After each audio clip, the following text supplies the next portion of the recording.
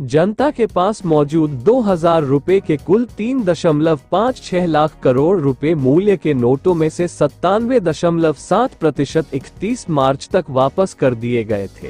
वित्त वर्ष 2023-24 में आरबीआई ने मुद्रण पर 5101 करोड़ रुपए खर्च किए, जबकि एक साल पहले की समान अवधि में 4682 करोड़ रुपए खर्च किए गए थे।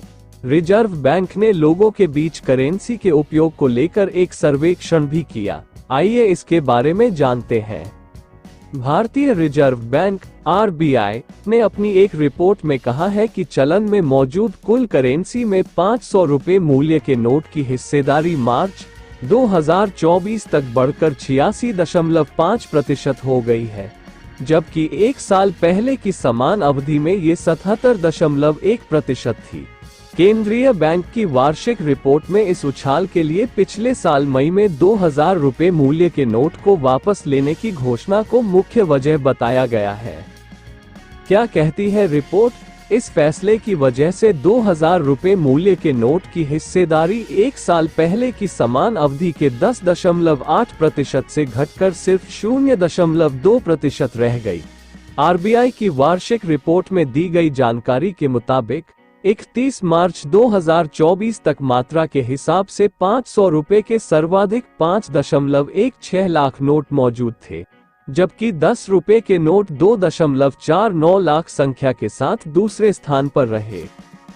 रिपोर्ट कहती है कि वित्त वर्ष 2023-24 में चलन में मौजूद बैंक नोटों के मूल्य और मात्रा में क्रमशः 3.9% और 7.8% की वृद्धि हुई, जबकि पिछले वित्त वर्ष में यह वृद्धि क्रमशः 7.8% और 4.4% रही थी।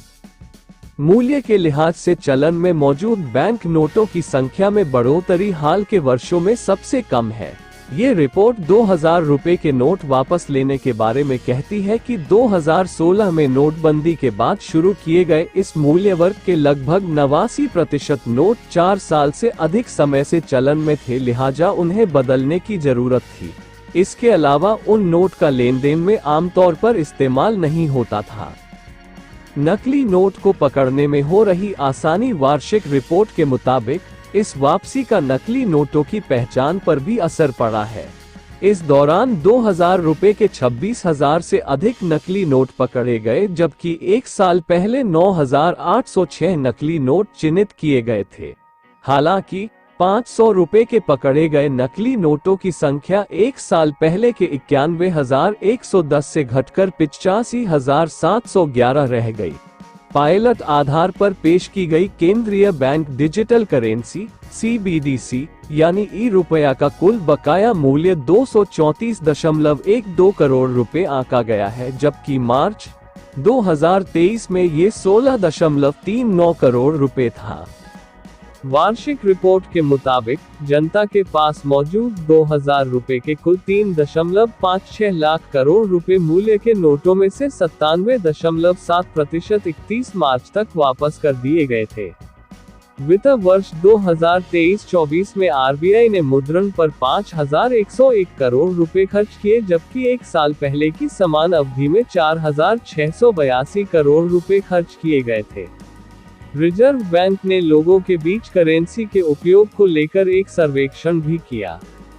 इसमें 22,000 से अधिक उत्तरदाताओं ने संकेत दिए कि डिजिटल भुगतान के तरीके लोकप्रिय होने के बावजूद नकदी अब भी प्रचलित है।